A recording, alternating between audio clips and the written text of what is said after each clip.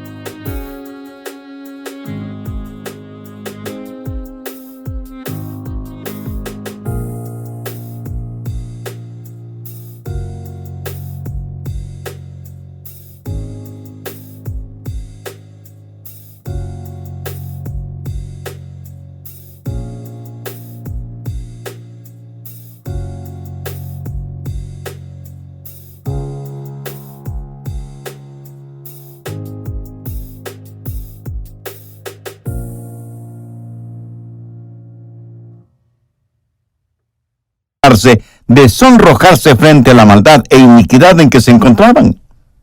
En nuestro mundo moderno, en la sociedad actual, parece que ya hemos perdido hasta la capacidad de sonrojarnos frente a las inmoralidades. Y cuando hablo de moralidad sexual, no estoy hablando de algo sin importancia. No estoy hablando acerca de buenos modales. No estoy hablando sobre asuntos de gustos o de moda. Hablo de algo que está en guerra implacable contra la unidad básica de la sociedad, en guerra contra el hogar, contra la familia. Dios hizo la familia mucho antes de instituir un gobierno y mucho antes de construir su iglesia. El plan de Dios en el matrimonio es un hombre y una mujer unidos hasta que la muerte los separe, o sea, un matrimonio monógamo. Busque Génesis 2:24. Por tanto dejará el hombre a su padre y a su madre y se unirá a su mujer y serán una sola carne. Ese es el eterno plan de Dios. Y esa es la razón por la que el Señor Jesucristo dijo sin ninguna equivocación, sin ninguna vacilación, no cometerás adulterio. Pero el diablo ha apuntado toda la artillería del infierno contra la familia, contra el hogar, porque el diablo sabe que si puede herirnos en nuestro hogar, nos herirá en todo. El plan de Satanás ha sido siempre el ser número uno, negar a Dios. Una vez que ha negado a Dios, quiere degradar al hombre hasta el nivel de los animales. Si no hay Dios, y el hombre no es más que el producto de una ciega evolución, entonces no existe ninguna moralidad. No hay una norma fija de lo bueno y lo malo. Y una vez que se llega a este punto, es fácil destruir el hogar. Una vez destruido el hogar, se domina la sociedad. Y eso es exactamente lo que Satanás está haciendo. Nada destroza más el núcleo familiar en nuestra sociedad que la inmoralidad sexual, la impureza moral. Gibbons, el historiador que escribió sobre el surgimiento y la caída del Imperio Romano, entre las varias razones que presenta para la desaparición del Imperio Romano, pone como número 1 el resquebrajamiento en los hogares por medio de la impureza moral y la promiscuidad sexual en general. Y es un hecho social bien conocido y además bien estudiado que aquellos que tratan lo sexual muy a la ligera, tratan también a los seres humanos muy a la ligera. Ahora, con eso en mente, vayamos al libro de Proverbios. Quiero que conozca 5 factores que le ayudarán a construir y mantener la pureza moral y hacer de su hogar lo que Dios quiere que sea. Proverbios, capítulo 5. Primer factor, el de la instrucción. Proverbios 5, versos 1 y 2. Hijo mío, está atento a mi sabiduría, y a mi inteligencia inclina tu oído, para que guardes consejo y tus labios conserven la ciencia. Ahora, todo esto está dentro del concepto de pureza sexual. A veces escuchamos aquello de que lo que no se sabe no puede hacer daño. Francamente, yo creo que eso es una solemne tontería. Lo que su doctor no sabe puede matarle a usted.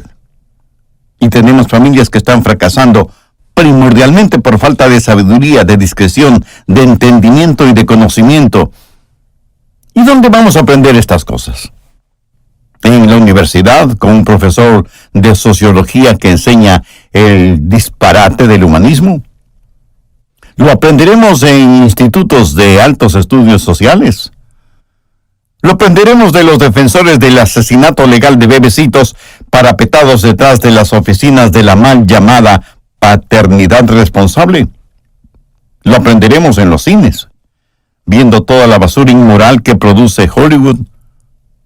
O de los modernos teólogos en que se han convertido algunos populares personajes de la televisión que han logrado convencer a millones de crédulos incautos que ellos son los ungidos de esta nueva generación. ¿Dónde y de quién vamos a aprender? Dios dice que debemos inclinar nuestro oído a su sabiduría e inteligencia. Y Dios tiene una manera de hacerlo, y Dios tiene un plan. Busque Proverbios 6:32. Mas el que comete adulterio es falta de entendimiento, corrompe su alma el que tal hace. En palabras sencillas, ¿sabe lo que Dios está diciendo? Está diciendo que la inmoralidad es algo estúpido. Y si usted se siente ofendido por lo que acabo de decir, no se enoje conmigo, enójese con Dios, si se atreve.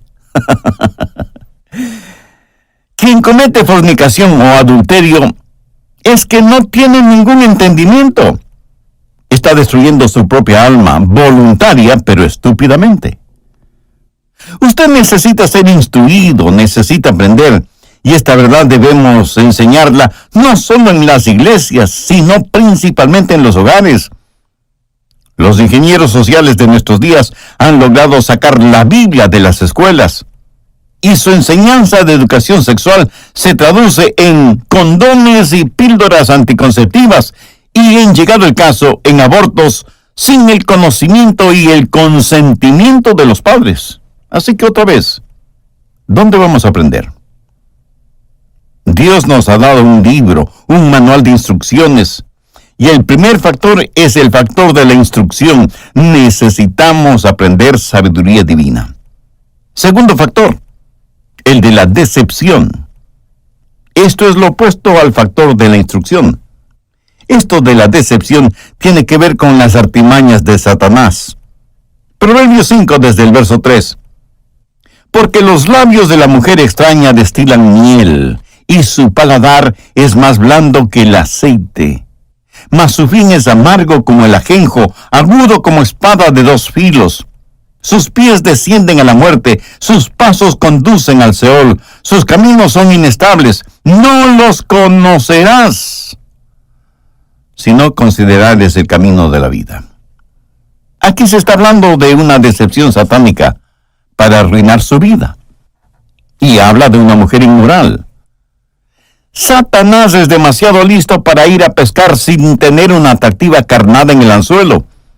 Y como experto pescador de almas, él engaña y decepciona con una irresistible carnada para atrapar el alma del hombre y esclavizarla. Note cómo Satanás prepara la trampa fatal. Verso 3. Porque los labios de la mujer extraña destilan miel. Palabras dulces, almibaradas, salen de la boca de la mujer extraña. Es una dulzura que fluye, que parece tan maravillosa. Por eso es que a tanta gente la inmoralidad le parece algo bueno. Note que aquí hay primero frivolidad. Oh, esto es divertido, es emocionante. Pero a esta frivolidad le sigue el adulo. Mire la parte final del verso 3. Y su paladar es más blando que el aceite. Ella sabe cómo atraerle con sus palabras engañosas y aduladoras. ¿Sabía usted que mucha gente es susceptible al adulo? Unas cuantas palabras de adulo pueden volver a un hombre en un perfecto necio. Hombres, esa es la razón por que ustedes cada mañana antes de ir a sus labores deben tener su tiempo a solas con Dios, para que le libre de palabras lisonjeras, aduladoras, que no solamente las dicen las mujeres, sino también los hombres. Busque Proverbios 6:23. Porque el mandamiento es lámpara y la enseñanza es luz, y camino de vida las reprensiones que te instruyen. Pero ahora quiero que note lo que dice el verso 24. Para que te guarden de la mala mujer, de la blandura de la lengua de la mujer extraña. Mi amigo, no hay nada que pueda protegerle de la inmoralidad, del coqueteo con sus compañeras de trabajo, sino esos momentos manantiales cuando usted se llena de la presencia y de la palabra de Dios, y luego sale a desempeñar sus labores en el taller, la oficina, donde sea. Frivolidad, adulo. Pero hay algo más en Proverbios 5, versos 4 y 5. Mas su fin es amargo como el ajenjo, agudo como espada de dos filos. Sus pies descienden a la muerte, sus pasos conducen al Seol. ¡Qué tremendo poder que tiene el pecado sexual! No hay nada más destructivo. El pecado fascina y luego asesina. Nos emociona y luego nos convulsiona. Sus pasos van hacia el infierno, decretando la muerte del gozo, la pureza, la felicidad, la muerte del hogar, muerte espiritual y eterna. Tercer factor, el de la protección. No solo es el factor de la protección, sino también una advertencia para evitar situaciones peligrosas. Proverbios 5, los versos 7 y 8. Ahora pues, hijos, oídme, y no os apartéis de las razones de mi boca. Aleja de ella tu camino, y no te acerques a la puerta de su casa. Anhelo que cada joven o jovencita que esté escuchando este programa subraye estos versículos en su Biblia. Y si usted piensa que está fuera de la influencia de estas cosas, ese gran hombre de Dios que fue Oswald Chambers dijo hace mucho tiempo lo siguiente: una fortaleza desguarnecida es una debilidad doble. Piénselo. Una fortaleza desguarnecida es una debilidad doble. Busque 1 Corintios 10:12. Así que el que piense estar firme, mire que no caiga. Contra el pecado de la inmoralidad sexual no se nos pide pelear, se nos pide que debemos huir de ese pecado. Veamos lo que nos dice Proverbios 5:8. Aleja de ella tu camino y no te acerques a la puerta de su casa. Lo que está diciendo es que si usted sabe en dónde vive una mujer inmoral, ni siquiera pase cerca de su casa. Busque otra ruta, otro camino, aunque tenga que caminar un poco más. Anote al margen 2 Timoteo 2:22. Huye también de las pasiones juveniles. Mientras que la mayoría de las veces la Biblia nos dice que debemos pelear, frente al pecado sexual nos dice que debemos huir. Sea un cobarde puro, pero vivo, que un fuerte impuro, pero muerto. Y en 1 Corintios 6:18, el apóstol dice, huid de la fornicación. Cualquier otro pecado que el hombre cometa está fuera del cuerpo, mas el que fornica contra su propio cuerpo peca. ¿Lo ve? Huir de la fornicación, de las pasiones juveniles. Recuerde que Dios no nos dejará ser tentados más de lo que como seres humanos podemos aguantar. Él nos dirá cómo escapar. Permítame decirle que frecuentemente la manera de escapar es teniendo 2 piernas y una carrera veloz. Sature los lugares pecaminosos con su ausencia. No los ronde ni los merodee. Evite cualquier tipo de literatura, no digo solo pornográfica, sino toda literatura que se centra únicamente en el placer sexual y erótico. Y lo mismo es con las películas, tanto en el cine como en la televisión. Tenga discernimiento espiritual para mantener su pureza moral. José, en el Antiguo Testamento, desde joven supo lo que era ser puro. Y esa pureza fue probada. Hubo una mujer, la señora Potifar, que estaba decidida a seducir a José, sea como sea. Ella quería tener sexo con José, quien era un siervo, un esclavo en la casa del señor Potifar. Cuando José se dio cuenta de las intenciones sexuales de la señora Potifar, decidió huir del dormitorio de ella. Pero ella lo sujetó del manto que él tenía puesto. Él logró zafarse y huir, cierto, huyó lo más rápidamente posible, pero conservó su pureza y su santidad. ¿Sabe? Algunas personas se burlan de José y le llaman santurrón. Pero él en realidad fue un joven santo y yo doy gracias a Dios por eso. Algunos pseudo-cristianos consejeros y pastores y líderes sostienen que José debió haber procedido de otra manera. Que él debió haber dicho algo como lo siguiente. Mire, señora Potifar, no es bueno lo que usted quiere hacer conmigo.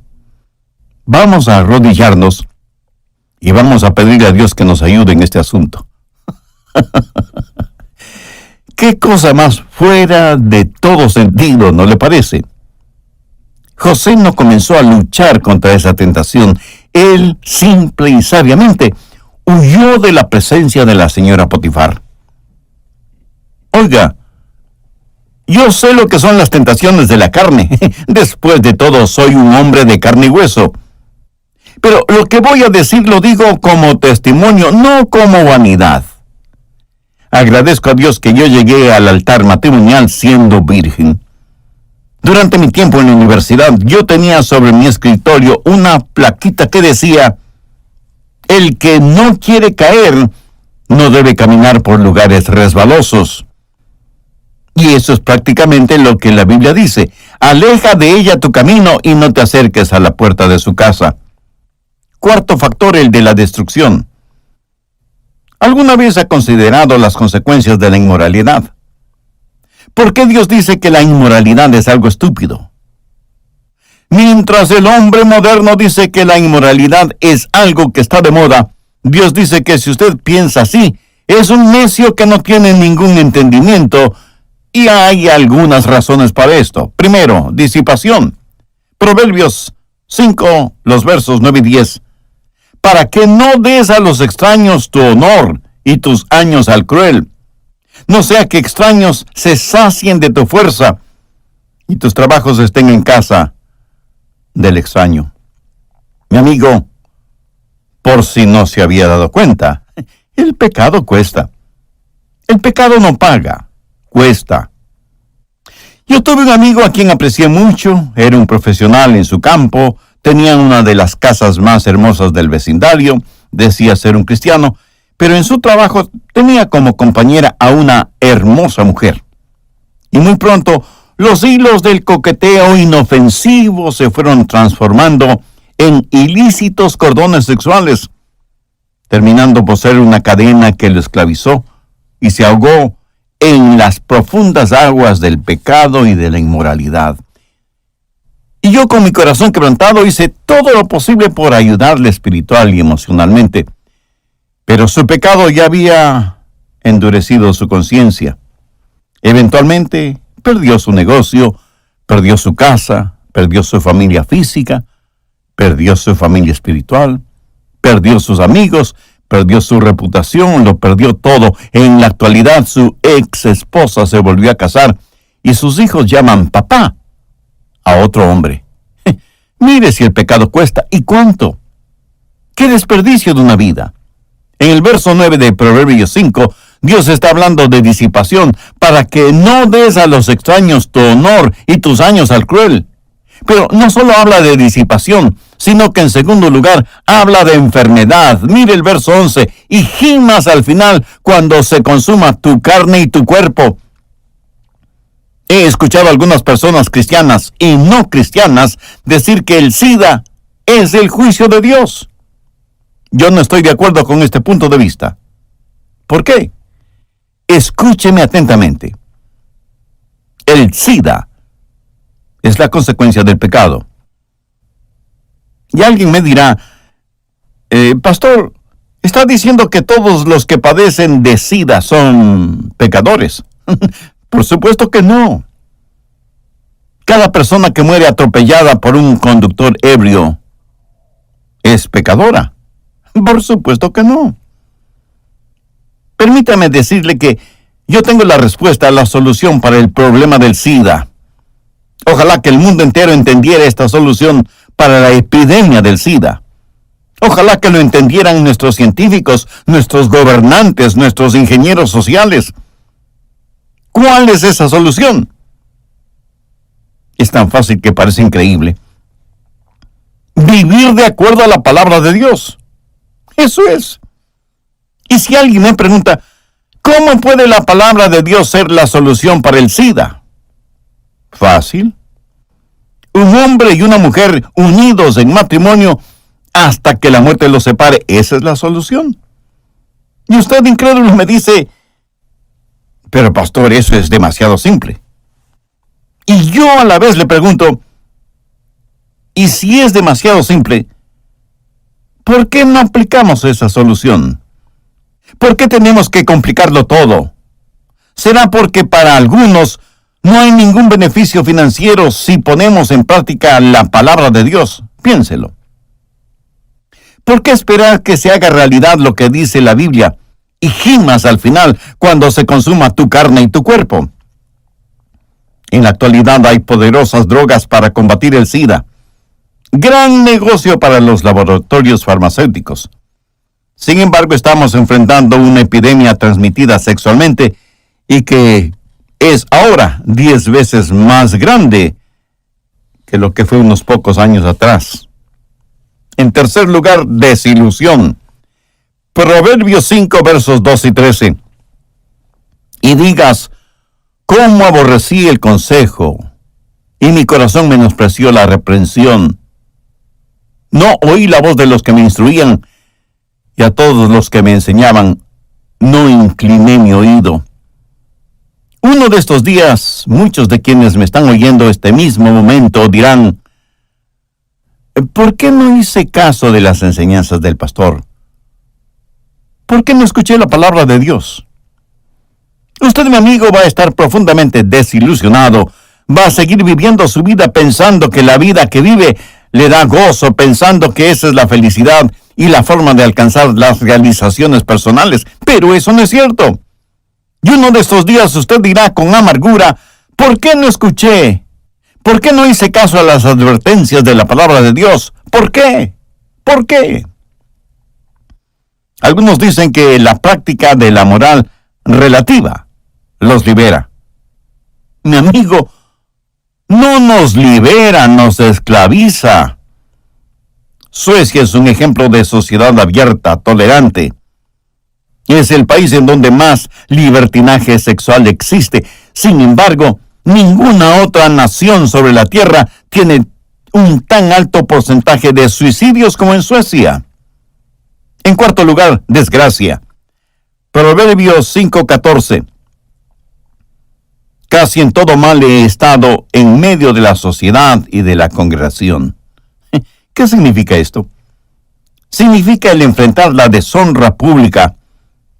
Uno puede esconder sus pecados solo por cierto tiempo, pero uno de estos días Dios los hará públicos.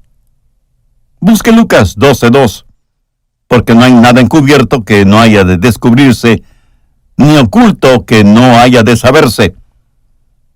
¡Qué vergüenza y qué desgracia será eso! Su cónyuge, sus hijos, sus padres, su pastor, sus amigos, sus vecinos, todos quienes le conocieron, sabrán quién es usted en realidad.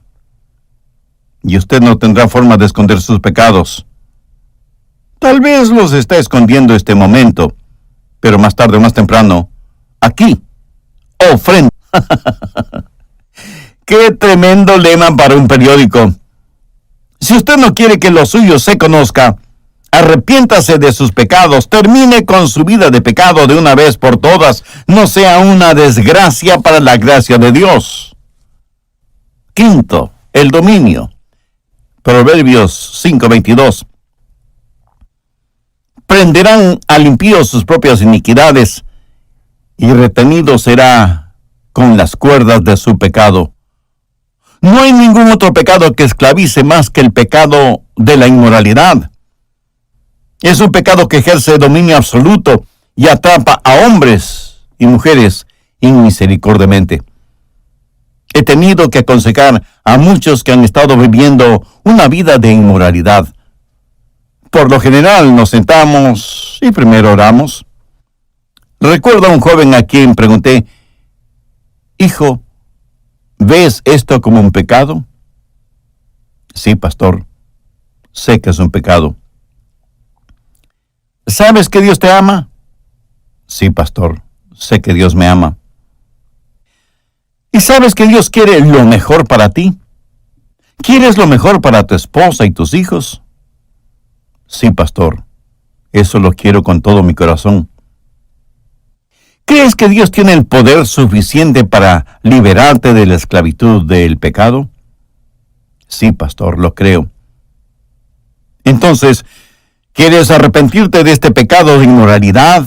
Ir y hacer las paces con tu esposa, pidiéndole que te perdone, y luego que me permitan aconsejarles a ustedes dos. Sí, pastor, lo haré. Nos arrodillamos y él, con lágrimas en sus ojos y sollozos en su voz, oró y dijo: Señor Dios, anhelo tu perdón, deseo que me limpies interiormente y que me ayudes y me des las fuerzas para hacer lo que tengo que hacer. El joven sale de mi oficina y yo, con mis manos elevadas al cielo y mirando como si estuviera viendo a Jesús, digo: gracias, Dios. Te alabo, Señor. Bendigo tu nombre por la victoria en la vida de este joven y, consecuentemente, en la vida de su familia. 3 o 4 meses más tarde, este joven volvió a su vida de inmoralidad y su hogar terminó destrozándose. Mi corazón se sintió anonadado y oré y dije: Señor, ¿qué pasó? Oramos juntos y él parecía sincero al buscar ayuda para su problema. Y entonces pensé en lo extraordinariamente fuerte que son las cadenas del pecado de inmoralidad que esclavizan. Si aún no lo tienes subrayado, subraye 1 Corintios 6:18. Huid de la fornicación. Cualquier otro pecado que el hombre cometa está fuera del cuerpo, mas el que fornica contra su propio cuerpo peca. Se cuenta de un tirano que hubo en Siracusa, quien le dijo al herrero del pueblo que quería ver su trabajo y que por lo tanto debía llevar a palacio sus fuelles, sus hornos, sus yunques, el crisol para el metal fundido, todo lo necesario para que el herrero fabricara una cadena en presencia del tirano. El herrero así lo hizo, y cuando terminó le dijo al tirano: Excelencia, aquí está la cadena hecha en tu presencia. Esta cadena es tan fuerte que ni los más fuertes caballos, encadenados a sus extremos, podrían romperla. Entonces el tirano de Siracusa, con una risa diabólica, dijo: «Guardias, sujetad al herrero con su propia cadena y ponedlo en el calabozo». ¿Hay alguna analogía aquí? Por supuesto. Los hombres se encadenan con las cadenas forjadas por ellos mismos en el yunque de su corazón endurecido y soplado por el fuelle de sus lujurias, mientras desobedecen a un Dios santo. La Biblia dice que la inmoralidad ejerce verdadero dominio, que las mismas iniquidades de los hombres serán las que los encadenen más y más a sus pecados. Sexto, destrucción. Proverbios 5:23. Él morirá por falta de corrección y errará por lo inmenso de su locura. Hay una muerte moral, hay una muerte espiritual y hay una muerte eterna. Y las quemantes llamas de la lujuria se convertirán en las eternas llamas del infierno. ¿Cree usted que puede vivir de esa manera y sin embargo estar pavoneándose creyendo que entrará al cielo? Pues está absolutamente equivocado.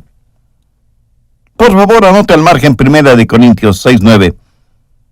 ¿No sabéis que los injustos no heredarán el reino de Dios? No erréis. Ni los fornicarios, ni los idólatras, ni los adúlteros, ni los afeminados, ni los que se echan con varones, y aquí se refiere a los homosexuales, ni los ladrones, ni los avaros, ni los borrachos, ni los maldicientes, ni los estafadores heredarán el reino de Dios. Oiga, esto no lo digo yo, lo dice Dios mismo. Yo solo soy su mensajero. Y si usted quiere arguir su caso, dígale a Dios que Él se equivocó al inspirar a Pablo para que escribiera estos versículos. Escuche, Dios nunca se equivoca. Quien se equivoca es usted, con su estilo de vida. Y al desconocer la gracia de Dios, usted no tiene ningún derecho a llamarse hijo o hija de Dios. Y usted no tendrá ninguna esperanza a menos que se arrepienta de sus pecados y con humildad se acerque a Dios. El siguiente factor, el intencional.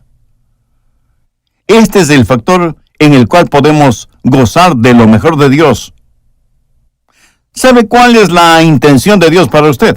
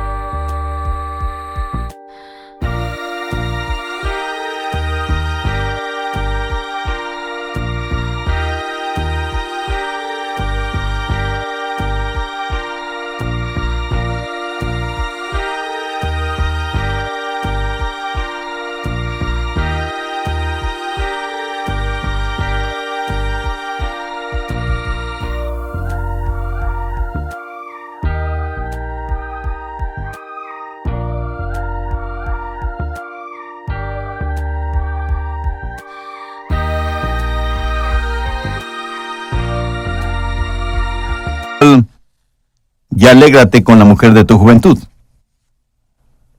¿Qué es lo mejor de Dios para usted? Un hombre casado con una mujer hasta que la muerte los separe. Yo continúo regocijándome con el Dios que conocí en mi juventud. Continúo siendo feliz con la esposa que Dios me dio desde mi juventud. Y esto no quiere decir que por ser cristianos todo ha sido color de rosa o que no hayamos tenido que enfrentar a veces fuertes problemas conyugales o familiares o congregacionales. Hemos tenido que capear fuertes tormentas, pero siempre Dios ha venido en nuestra ayuda y hemos escuchado la voz de Jesús diciendo: no temáis. Yo estoy con ustedes hasta el fin del mundo. Yo no cambiaría mi hogar cristiano por todos los tesoros de la tierra. Y esto lo digo convencidamente, y no porque por ser pastor muchos esperan que diga algo parecido. Si dijera algo que no lo estoy viviendo, Jesús tendría que decirme como les dijo a los escribas y fariseos, hipócritas. Algunas veces, bromeando, yo le digo a mi esposa, si alguna vez me abandonas, dime a dónde vas para seguirte. Y aunque eso suene cómico, pero para mí es asunto muy serio. ¿Sabe por qué? Porque ella es la esposa de mi juventud. Es mía para amarla, cuidarla y protegerla. Es mía para juntos gozarnos de la bendición que son nuestros hijos y juntos también volver a sentirnos como niños con nuestros nietos. Jóvenes, jovencitas, sé que para muchos de ustedes a lo mejor solo soy un pastor chapado a la antigua, pero por favor, escúchenme de todas maneras, manténganse puros, guárdense y cúldense para aquella persona que un día será su esposo o su esposa. No siga la corriente de que todo el mundo lo hace. Sea diferente. Vaya contra la corriente.